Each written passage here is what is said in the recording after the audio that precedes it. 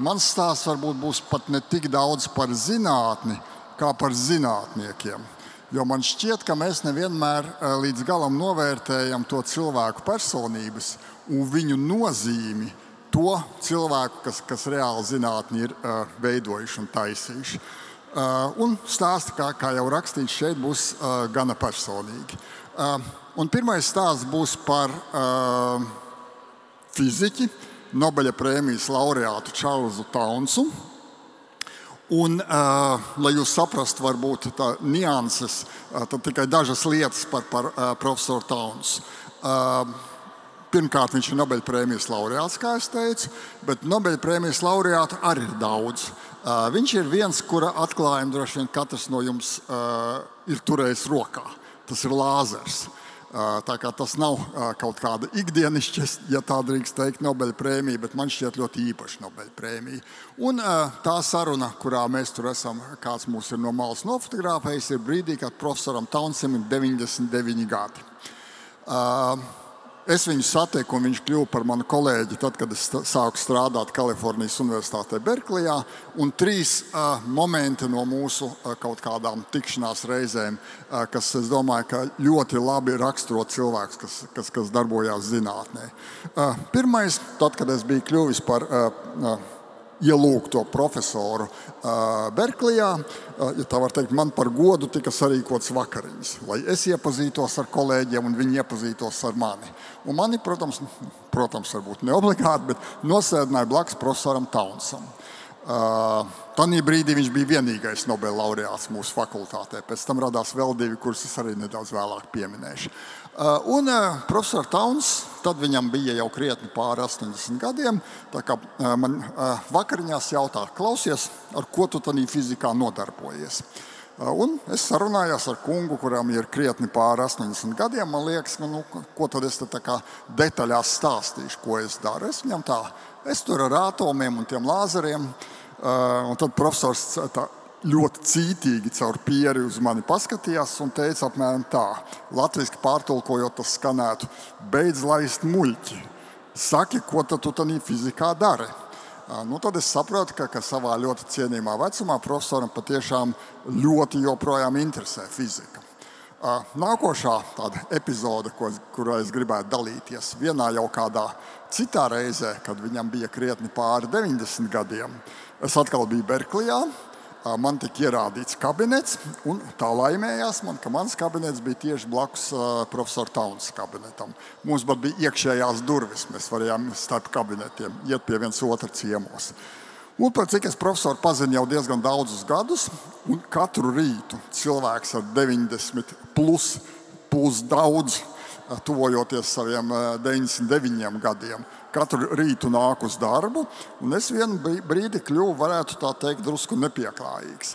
Es no rīta viņu satiekot pie kabineta durvīm, saku, profesor Tauns, jums ir tūlīt būs 100 gadu, un jūs katru dienu nākiet strādāt. Apmēram tā, kāpēc jums tas ir vajadzīgs? Tas, kā viņš man atbildēja, ir vēl viena mācība, es domāju, man un iespējams var noderēt arī citiem.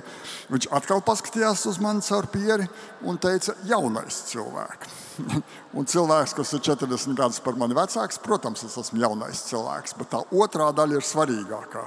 Viņš teica, es nenāku katru dienu strādāt, es nāku katru dienu priecāties par fiziku un baudīt fiziku. Viņš teica angliski to ļoti īsi, I am coming to enjoy physics. Un ja jums cilvēks, kuram tūlīt būs 100 gadi, saka, ka viņš bauda to, ko viņš dara, ka viņš priecājās joprojām par to, ko viņš dara, jūs saprotiet, kā acīm redzot, viņš ir īstajā vietā un viņa dzīve ir izdevusies. Un cilvēkiem, kam dzīve izdodās, parasti viņi izdodās dažādos veidos. Jo šeit ir viņa kundze, kurai tanī brīdī arī bija 99 gadi. Kā jūs redziet, tāda laimīga ģimene, gan vīrs, gan sieva nodzīvoja, patiesībā sieva sasniedz 100 gadu vecumu, profesors Tauns dažus mēnešus nenodzīvoja līdz 100 gadiem. Un kad mēs atklājām profesoru Taunsa memoriālo soliņu, tad viņa 100-gadīgā kundze atnāca un pārgrieza svinīgi lentīti. Es domāju, ka tādas mācības mums dzīvē noteikti paliek prātā. Vēl viens mans kolēģis Berklijā, Ričards Mullers. Es nezinu Iespējams, visdrīzāk jūs neziniet, bet Amerikas Savienotās valstīs ir tā saucamās ģēniju stipendijas. Ir tāds fonds, MacArthur fonds, kurš identificē slepenā procedūrā, nevienam nezināmā, ļoti agrā stadijā ļoti jaunus cilvēkus un postulē viņus par nākošajām zvaigznēm. Nosacīti tautā sakot par ģēnijiem. Un iedod ļoti lielu naudas summu. Iedod miljonus dolāru, sakot, ka tie, kas pirms mirkļa varbūt klausījās šeit profesors Čilteru un citu diskusijas, kā notiek finansējums zinātnē un cik daudz atskaits jāraksta, šis miljons tiek iedots absolūti bez nosacījumiem. Cilvēks lieto viņu absolūti, kā viņam patīk, nevienam neatskaitoties. Fonds ir nolēms, ka šādā veidā var stimulēt viņa izaugsmi. Un šī varbūt ir stāsta pozitīvā daļa, tas, par ko profesors Millers šodien ir nedaudz tāds domīgs. Pirmkārt, par to viņš nav domīgs. Viņš ir uzrakstījis ļoti interesantu grāmatu, kas saucās Fizika nākošajiem prezidentiem. Ar domu, ka politiķi pieņem ļoti daudz lēmumus par kodolenerģētiku, ozona caurumiem un tā tālāk. Un viņš saka, bet viņi jau nezina, par ko viņi tur spriež. Viņi jau nezina, par ko iet runa. Tad es viņiem izstāstīšu. Grāmata ir kļuvusi ļoti populāra, bet tas, protams, ir liels gandarījums profesoram Milleram, bet tas, par ko viņš šeit aizdomājās, viņam ir 2 doktoranti bijuši daudz doktoranti, bet 2 īpaši.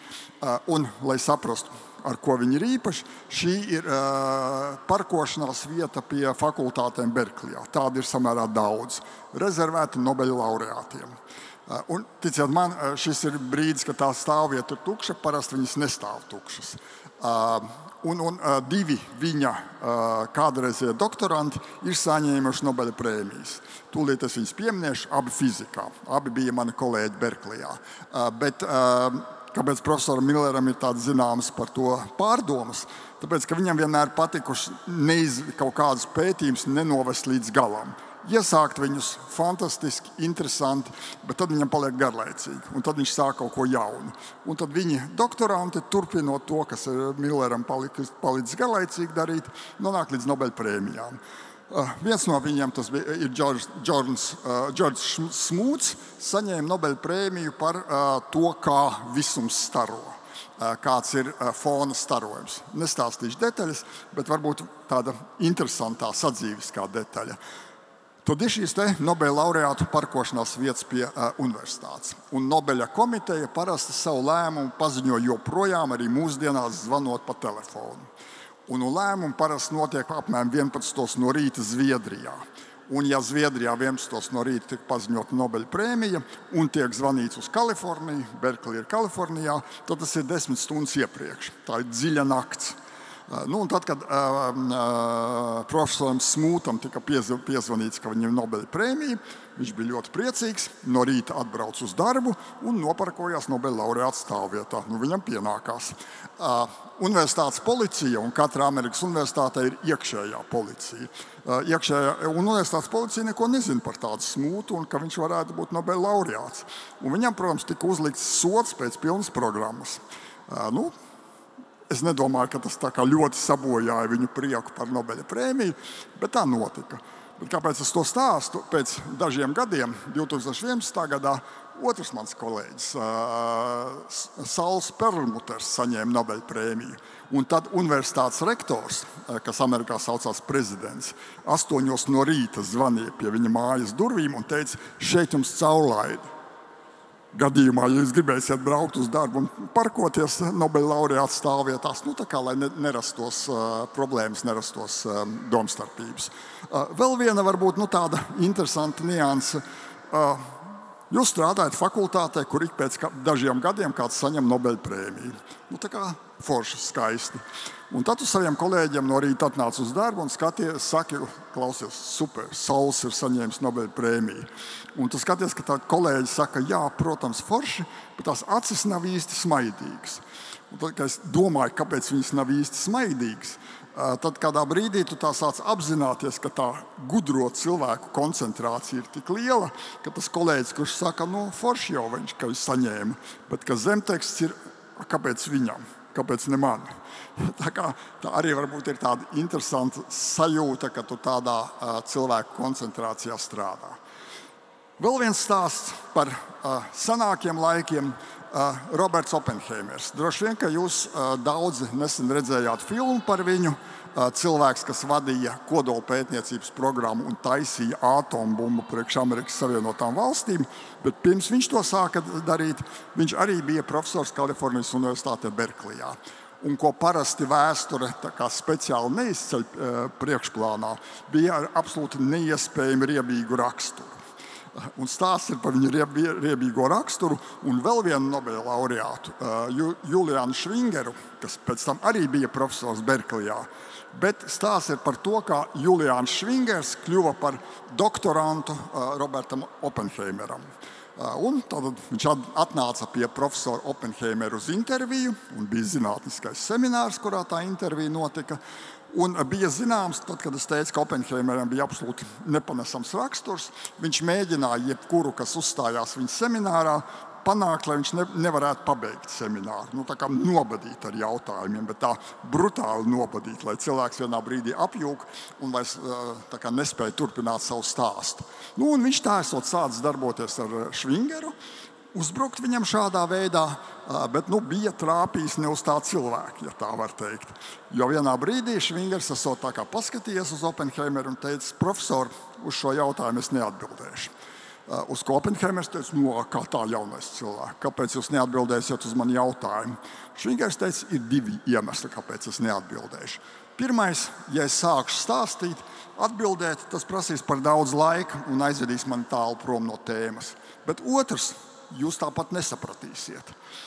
Kā jūs saprotat no jaunā cilvēka šādu gonoru, Oppenheimers esot apklusis un tādā seminārā nevienu jautājumu vairāk uzdevis nesot.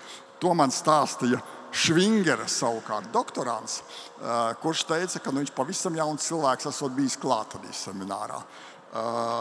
Jā, starp citu, Švingers arī nebija vienkārši cilvēks. Šis tagad jau, diemžēl, arī aizsaulē Švingera doktorants teica, ka ar šo profesoru Švingeru, tad, kad viņš bija kļuvis par profesoru, ir bijis ļoti grūti strādāt. Viņš visus izspieda. Mēs sākām strādāt 8 un strādājām līdz 8. Kā mums liktos, priekš doktoranta tā kā nekas dramatisks. Bet tad sekoja stāsta otrā daļa. Mēs sākām strādāt 8 vakarā katru dienu un strādājām līdz 8 no rīta. Tas bija Švingera tā kā dzīves ritms. Un šis cilvēks teica, bet klausies, man stāstīja, es biju tikko aprecējies. Un vienu brīdi mana sieva teica, tad izvēlies starp savu profesoru un mani. Es šādā režīmā tā kā neesmu gatava vadīt mūsu laulības dzīvi. Un šis kolēģis tādā laikā jau mans teica, ka viņš tā arī doktorantu pie Švingera nepabeidz. Viņš pārgāja pie cita vadītāja. Vēl nedaudz varbūt par tiem raksturiem un cilvēkiem, kas tur ir. Šeit ir kafejnīca, kur saucās kafejnīca Strada. Absolūti ikoniska kafejnīca Berklijā, tieši pie Berklijas universitātes vārtiem. Un jūs redziet apmēram arī šeit pēc šīs bildes noskaņojumu. Tur sēž studenti, sēž profesori, dara kaut kādas savas lietas. Un vienu epizodi, kas raksturo, manuprāt, tādu ļoti atvērtu un tolerantu universitāti. Noklausīta saruna. Mēs ar sievu arī pie viena no šiem galdiņiem sēdējām, un blakus, burtiski 2 metru attālumā, sēdēja viens cilvēks, profesors, matemātiķis, kuru es gan labi pazīstu, un bija ieracies milzīgā rakstu papīru kaudzē. Un jūs redzat, tur blakus iet iela, tur ir vēl viena pat tāda koka barjēra šeit man tuvāk, un tālāk blakus iet iela. Un saruna, ko es noklausījos no šī profesora, kas, man liekas, perfekti raksturot to vidi un arī man ļoti ietekmēja. Pa ielu iet cilvēks ar veikalā nospērtiem ratiņiem, kurā ir visa viņa iedzīve. Mēs arī tāds esam šeit sastapuši. Un apstājās pie tā mana kolēģa profesora. Un pēkšņi jautā viņam, klausies, kā tev tagad dzīvojās? Iedomājieties situāciju Latvijā, mēs visi esam ļoti toleranti, bet droši vien mēs teiktu, klausies, redzi, mana zinātne netraucē mani. Tas nebija tas, ko teica profesors. Profesors burtiski, minūtes 10 viņam stāstīja, kā viņam dzīvojās. Tas bija tas laiks, kad pasaulē bija ekonomiskā krīze, tur 2007. 2008. gads. Viņš tam cilvēkam teica, tu zini, man tur samazināja algu par tik un tik procentiem. Traki, man patiesībā manos projektos ir nauda, bet tā universitātes vadība bija nolēmusi un izsūta savu sirdi. Cilvēks ar ratiņiem turpina, tā kā atbild. Viņš saka, klausies, tu zini, es arī esmu manījis, ka šobrīd sabiedrība ir mainījusies. Agrāk cilvēki meta ārā. Viņš uzskaita, ko viņš varēja atrast, izmest ārā. Viņš saka, tagad ir mainījies. Tagad es varu atrast tikai to un to. Saruna, kurā divi cilvēki, viens, kas dzīvo uz ielas un visa viņa iedzīve ir veikalā nospērtos ratiņos, un ļoti prominents profesors, matemātiķis, kā divi absolūti līdzvērtīgi cilvēki, apmainījās sajūtām, emocijām, kā viņiem tajā brīdī dzīvojās, un pēc tam katrs devās savu ceļu. Man šķiet kaut kas droši vien arī jebkurā sabiedrībā, bet arī mūsu sabiedrībā noderētu. Un pēdējā epizode gandrīz par zinātni, bet arī noteikti par Kalifornijas Universitāti Berklijā. Tur ir iela, kas saucās Telegrāfa iela, kura patiesībā ir fantastiski interesanta iela. Tie, kas varbūt zina amerikāņu bīta literatūru, Kerouaku, Ginsbergu un tā tālāk, viņi tur ir daudz, tur ir kafejnīcas, kurās reāli viņi savus romānus ir rakstījuši. Tagad uz tās ielas mēs varam satikt šādus cilvēkus, kurus es nosauktu hipiju pensijā. Viņi tur ir katru dienu. Tad, kad jūs iznākiet no fizikas laboratorijas vakarā ar kūpošu galvu no eksperimentiem un teorijām un tā tālāk, fantastiski interesanti ar viņiem parunāties. Viņi ir ļoti atvērti. Un tajā brīdī tu saproti, ka varbūt tas skats uz pasauli, ko tu kultivē savā zinātnē, savā fizikas laboratorijā, ir interesants, un viņš no šīs sarunas nekļūst mazāk interesants. Bet saproti, ka ir varbūt vēl kaut kādi citi aspekti. Dzīves garša, kuru tu vari iegūt šādās sarunās. Un tad, kad tu saliec tās sajūtas kopā sevī, tādu absolūtu brīvību, brīvdomību, hipismu pensijas vecumā un to, ko tu iegūsti savā pētniecībā, fizikas laboratorijā, tad tā buķete saliekās tāda, ka tu saproti, ka dzīve ir skaista un dzīvot ir skaisti. Un varbūt tikai norakties savā zinātnē kādā brīdī, varbūt tad tas var kļūt par daudz vienpusīgi un pat varbūt kaut kādā brīdī sākt garlaikot. Šādi dažādi stāsti par cilvēkiem, kas fiziku ir veidojuši un zinātni ir veidojuši, ar ko man dzīvē ir nācies saskarties. Man tas ļoti ir bijis interesanti un noderīgi. Varbūt šie stāsti kādam no jums arī liekas interesanti. Paldies!